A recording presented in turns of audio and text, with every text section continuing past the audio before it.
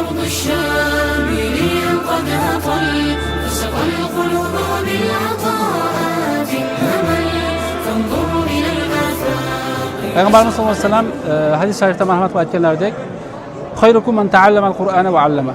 Sizlarning eng yaxshilaringiz Qur'onni o'rganib, uni boshqasiga o'rgatganidir deb marhamat qilib aytganlaridek, hozir Idlib viloyatidagi Maratmissin shaharchasida Ahlul Qur'on nomli Qur'onni shu Qur'on ta'lim markazida 100 ga yaqin qoriya va qoriyalarni taqdirlash marosimi bo'lib o'tdi.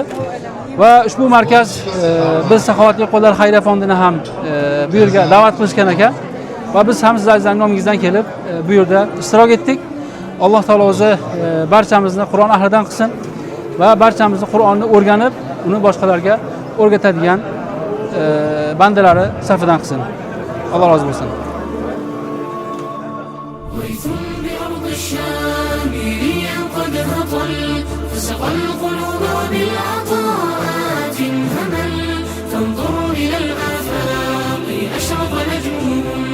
يسري شعاع نوره جيل الأمل.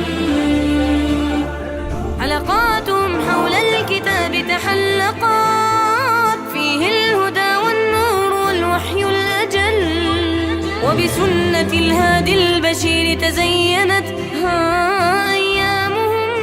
Alloh taolo Qur'oni Karimda shunday marhamat qiladi. Yo'q, u Qur'on ilm berilganlar ko'ksidagi ochiq oydin oyatlardir. Ankabut surasi 49-oyat. Qur'onni yod olgan yoshlar jamiyatning nuridir. Ular nafaqat o'zlarini, balki jamiyatni ham yaxshilik sari yetaklaydi. Qur'onni yod olgan qalblar axloqli, sabrli va jamiyatga foydali insonlar bo'lib yetishadi. Biz uchun bu kabi tadbirlarda ishtirok etish katta sharaf bo'ldi. Chunki Qur'on bilan ulg'ayayotgan avlod kelajakning eng katta boyligidir. Alloh taolo ushbu qori va qoriyalarning ilmiga baraka bersin. Qur'onni qalblarimizda mustahkam qilsin va bizlarni ham Qur'on ahli qatorida qilsin. Barakallohu fikum va jazakumullohu anna kulli khayr. ويثم بأرض الشام ليا قد هطل فسقى القلوب بالعطاءات الهمل فانظر إلى الآفاق أشرق نجمهم يسري شعاع نوره جيل الأمل.